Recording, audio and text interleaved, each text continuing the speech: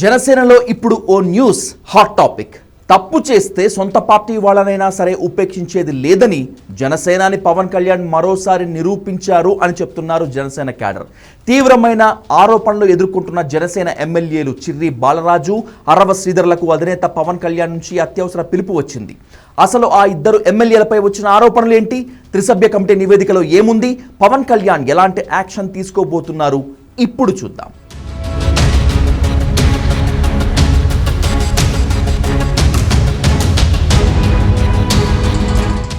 Railway Koduru MLA అరవ శ్రీధర్పై ఇటీవల కొన్ని తీవ్రమైన లైంగిక ఆరోపణలు వచ్చాయి.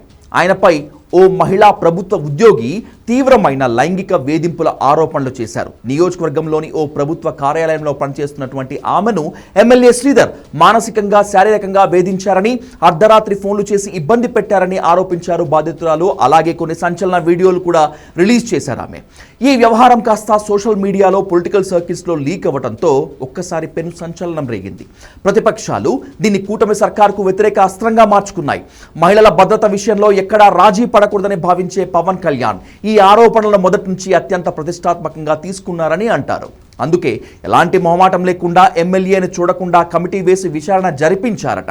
ఇప్పుడు ఆ నివేదిక పవన్ చేతికి రావడంతో శ్రీధర్ భవితవ్యంపై తీవ్ర ఉత్కంఠ నెలకొంది. ఆయన ఇప్పటికే ప్రభుత్వ విప్ పదవికి రాజీనామా చేశారనే వార్తలు వచ్చినప్పటికీ అధికారికంగా ఇంకా ధృవీకరించాల్సి ఉంది. అలాగే పోలవరం ఎమ్మెల్యే చిర్రి బాలరాజుపై అనేక వివాదాస్పద అంశాలు, ఆరోపణలు వెల్లువెత్తాయి. కూటమి సర్కార్లో ప్రజాప్రతినిధుల ప్రవర్తన అత్యంత పారదర్శకంగా ఉండాలని భావిస్తున్న పవన్ కళ్యాణ్ ఈ ఆరోపణలు చాలా సీరియస్గా తీసుకున్నారట. పార్టీ ప్రతిష్టకు భంగం కలిగించేలా ఎవరు ప్రవర్తించినా ఊరుకునేది లేదని ఆయన ఇప్పటికే గట్టి సంకేతాలు ఇచ్చారు. ఈ ఆరోపణలపై పైన తేల్చేయకుండా గ్రౌండ్ లెవెల్లో అసలు ఏం జరిగిందో తెలుసుకునేందుకు పవన్ కళ్యాణ్ గతంలోనే ఓ త్రిసభ్య కమిటీని రంగంలోకి దించారు. ఈ కమిటీని నియోజకవర్గాల్లో పర్యటించి బాధితుల నుంచి, స్థానిక నేతల నుంచి కీలక సమాచారాన్ని సేకరించింది. అయితే లేటెస్ట్ అప్డేట్ ప్రకారం ఈ కమిటీ తన విచారణ పూర్తి చేసి పూర్తి వివరాలతో ఓ సీక్రెట్ రిపోర్ట్ను పవన్ కళ్యాణ్కు అందజేసింది.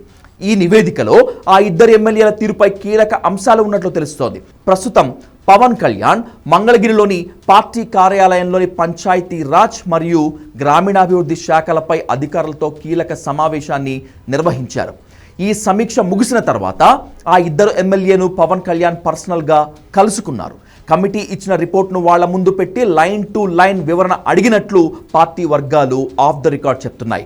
ఒకవేళ ఎమ్మెల్యేల వివరణ సంతృప్తికరంగా లేకపోతే వారిపై క్రమశిక్షణా చర్యలు, అవసరమైతే పార్టీ నుంచి సస్పెండ్ చేసేందుకు అవకాశాలు ఉన్నాయని కూడా బలంగా ప్రచారం జరుగుతోంది.